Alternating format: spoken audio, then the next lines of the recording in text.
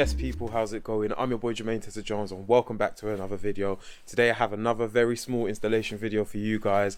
I am going to be retrofitting and upgrading my infotainment system. So the car does have the CIC, LCI, iDrive, whatever you want to call it, but I have gone and purchased an Android screen.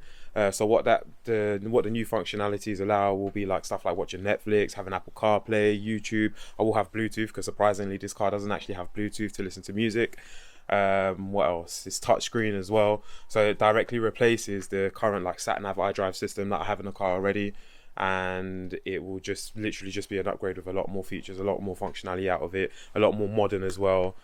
So I'll jump in the car and just show you guys what the car has already.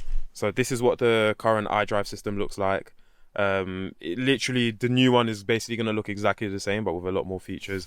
As you can see, it literally just has aux and a USB, which is, I think if you plug a USB stick into it, then you can listen to music out of that, but I don't think anybody does that now.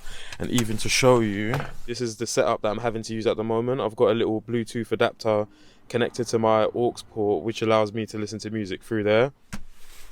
The only thing with that though is that every time I jump in a car I have to manually turn it on, which means I have to open the armrest, press the button for 3 seconds to turn it on. It doesn't power on or off with the vehicle, so when I leave my house sometimes I'll be inside of my house and it keeps connecting to the Bluetooth, which is the most annoying thing in the world. I mean, it's like third world problems, you know, it's nothing that serious, but it's just one of them little comfort creatures. I can jump in a car, play music. I've got Apple CarPlay. I can take the sat nav outside of my windscreen now, so I can use Waze or TomTom or whatever it is on that screen. So that will be a lot cooler. But I don't think I'm going to document this whole installation video because it is probably going to be quite boring. And there's loads of videos for people who want to know how to do it on YouTube already. So I will just start disconnecting stuff, plugging in whatever bits I need to plug in, and I'll show you the end result. If I get time as well, I do have some some flappy paddles that I've had in my boot for literally like over 2 months now, and if I do have time and it's not too dark, I will fit those as well and show you what they look like. But yeah, the system I'm going to be using is by a UK based company called DroidUK. There are loads of cheap Chinese or American or aftermarket companies that make these ones, but I did decide to go with DroidUK, and shout out them because they obviously managed to throw me in a free reverse camera as well, because obviously man's a big YouTuber now, man's getting freebies and that. But yeah, thank you very much to DroidUK, thank you very much to Jav at DroidUK. So if you guys need anything, they do stuff for like VWs and Audis and Mercedes as well, loads of other brands. So if you guys need any kind of like infotainment upgrades, give them a shout. So I mean, there's not really much to see here in the box. This is going to be the head unit, which if I can flip it around without taking it out of the bag, I'm sure you guys can see it looks exactly like the normal head unit. It does have like SIM card capability, so if you don't want to hotspot your phone, you can put a SIM card in there that will run all of your like sat nav and stuff. It comes with an antenna for that, so you get 4G connection out of this as well. You've got an SD card slot for you to put in an SD card to watch movies or listen to music on, which is cool. It's got hella wiring as well. So this is the reverse camera. This is a boot reverse camera, so if I just get that out, this actually just replaces the normal boot handle underneath the car. I think it goes that way. So I don't know if I'll do that today because that is probably going to be the longest thing to do, running wires from basically the back of the car to the front. And we've just got a lot more wires. So this looks very interesting, looks kind of long, but I'm just going to get with it now, and yeah.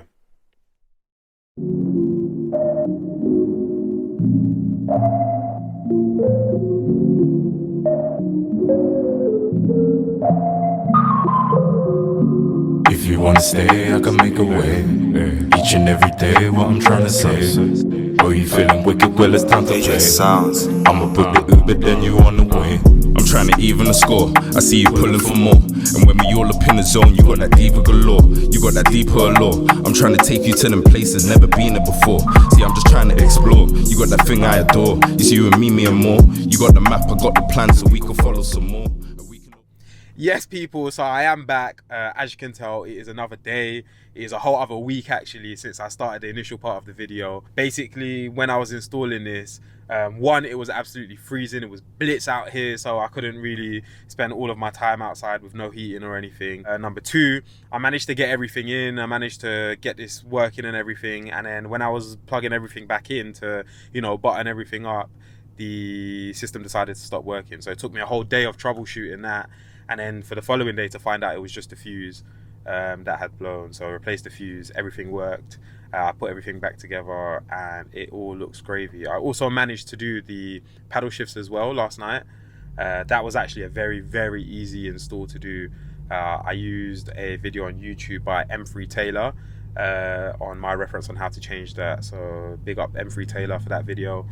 But yeah, I'm gonna flip the camera around, show you all the features of my new screen, show you what my new paddles look like, and I hope you guys are as excited as I am about these new features.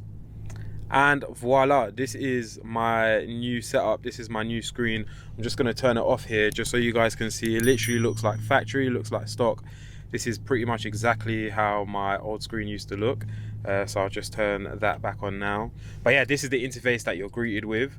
You know, you've got your navigation there, communication, that is for phone calls and Bluetooth music. This one, music app, is just for, you know, if you've got like music loaded in your USB or your SD card. Same thing again here, but with video, if you want to watch movies or TV shows through a USB or SD card. Car info, I'll show you what that means in a second.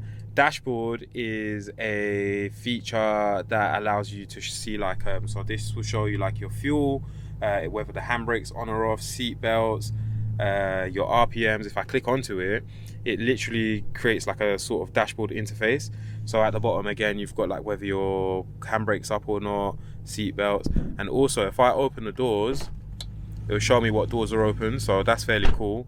There's literally a lot of options in the settings for you to change. So whether you've got a 4-door car, 2-door car, whether you're left-hand drive, right-hand drive, it will tell you all of that stuff. If I go back, like I said about car info, this will actually take you back to the standard iDrive CIC. So if I click this is what my old interface used to look like. The resolution on this is a lot more clear. Like, I would actually be happy with this in 2020 if this is what the screen looks like without any of the other stuff. But this just allows me to see any other vehicle information, or any of the standard settings that I need if I do need it. So it's good to still have that functionality. Where this car really comes into life though is this little button down here, the App Store. The App Store allows you to download basically any kind of app that would be compatible with this Android device normally. So on here I have got YouTube running, I've also got Spotify. Let's see, if we go into our videos, I can literally watch myself. I'm watching JT Automotive on here, so that's very cool as well. I've got Prime Video, Spotify, which I don't actually need because this app actually supports Apple CarPlay. So if I click on this app here, AutoKit, I literally have all of my Apple CarPlay stuff. I can scroll through it as normal. I've got all of my apps on here. If I go into Spotify, like literally, there's a 50 Cent song loaded up on here. Sorry, I came out of that. Yeah, literally, it literally does everything as you would expect it. And the best part about it is this stuff's all touchscreen as well. So if I wanted to, you know, swipe through, go through all of that kind of stuff, I can do whatever. If I wanted to open my navigation, whether it's TomTom or whether it's, I don't know, Google Maps, my calendar will show you what stuff I've got in my calendar. But yeah, this view here literally modernizes the car, makes it look a lot more modern. The screen's really bright, really good resolution. But yeah, I proper love the fact that I have an older car with a bit of modern technology. The best part about the system is just the fact that I can still use the iDrive controller. It's very fluid in the system. When I press menu, it will take me back to the home page. If I press nav, it will take me back to sat nav. For some reason, telephone, radio, CD still work with the original iDrive. I don't know if that's how it's supposed to be, but to be fair, I don't really need those buttons. Everything's touchscreen and accessible now, so that's fine with me. And I've got Apple CarPlay to use, so I don't actually need any of that other stuff. But like I was saying, literally, if I scroll the scroller wheel, it literally works very fluently. There's no lag or anything like that. If I press menu, it will take me back to the home page. So yeah, it literally does everything that you'd need it to do. Sat nav's there, Wi-Fi is there. If you literally wanted to put a SIM card in there and run it on a separate standalone system, that works too. Oh, and the new feature that I have that I'm very excited for, even though I didn't really need it, was this backup camera. So as soon as I put it into reverse, I've got a nice new interface with a backup camera. that annoying noise. You still get like the backup sensor stuff. There's a lot more bits and bobs you can add to it. It has these like lines as well, so yeah, like I don't know what else to say about the system, but it's a really cool system, does everything I need it to do. And these are the new paddles that I fitted. They're extended lengthwise, and they are a little bit wider than the other ones. Initially, when I installed them, I didn't think ergonomically they felt as nice as the old ones, because the old ones do have like a little groove on the back for you to rest your fingers. But as I've been driving the last couple of days, I've definitely gotten used to them. I like that I can like just upshift or downshift with my hand all the way down here. It's literally just like flicking this little button here. Don't need to use it all the way at the top. They're quite lightweight as well, and just the length, like I don't have to go searching for the paddles if I'm like turning around the corner or something, so I'm a big fan of that. But yeah, it's very simple install. I do regret getting them in silver. I feel like I should have got them in black, because there's literally nothing else in silver in the interior. Everything's black or beige, so it probably would have made sense if I got black ones. So I'm probably definitely going to do that, because I just feel like they look way too aggressive for this interior. They look out of place almost. The other silver ones, they were kind of like a greyish slate kind of silver. These are like aluminium silver, so they're very bright.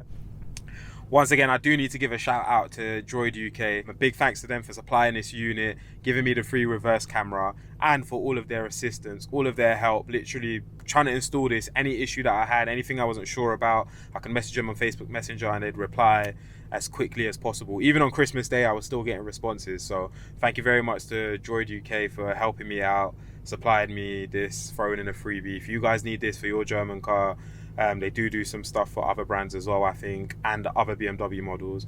So if you do need anything like this, like an Android system, CarPlay system, some sort of retrofit, reverse camera, DAB, radio, any kind of thing like that, give them a shout. They'll be able to help you out. I'm going to leave their link in the description below. I'm going to sign out the video here. If you guys have enjoyed this install video, please give it a thumbs up. Please subscribe to the channel. Drop me a comment, let me know what you think about the new screen, what you think about my paddles, my reverse camera, and I will see you guys in the next video. Peace, people.